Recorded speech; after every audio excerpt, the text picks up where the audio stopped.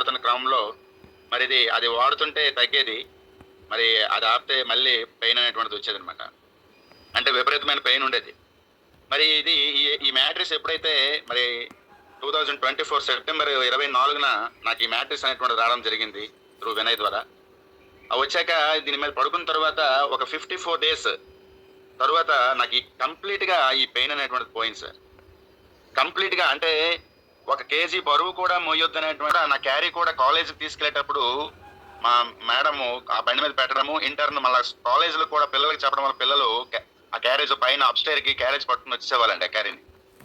అలాగా జాగ్రత్తగా మెయింటైన్ చేసుకొని అలాగ ఉండేవాడు. ఈరోజు నేను డెమో ఎంత బలమైన వ్యక్తినైనా సరే గట్టిగా ఫోర్స్ చేసి లాగడంలో మరి నేను సాహసించి లాగుతానండి. కానీ ఆ పెయిన్ అనేటువంటిది ఇప్పటికీ అది బయటకి మరి అనేటువంటిది మరి కనిపించకుండా పోయిందండి. మరి thank you Sagar Joshi sir. మన మన జీవితంలో ఆరోగ్యం ఇంతకంటే అద్భుతమైనటువంటి ప్రొడక్ట్ ఇంకేం ఉండదని నాకు అనిపించింది అనమాట. నేను స్పిరిచువల్ గా మరి సత్యసాయి డివోషన్ లో ఉండి అనేక సర్వీస్ యాక్టివిటీస్ చేసుకున్నటువంటి వ్యక్తిని అనమాట. బాగా షీ హాజ్ యాక్చువల్లీ 75 ఇయర్స్.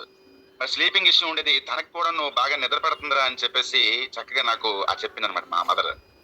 అది నెక్స్ట్ మా మిసెస్ కి మజిల్ క్రాంపింగ్, మెన్స్ట్రువల్ టైంలో మజిల్ క్రాంపింగ్ కండర అనేటువంటి తెరబడిపోయి అది ఆ ఇబ్బంది అనేటువంటిది ఉండేది సార్.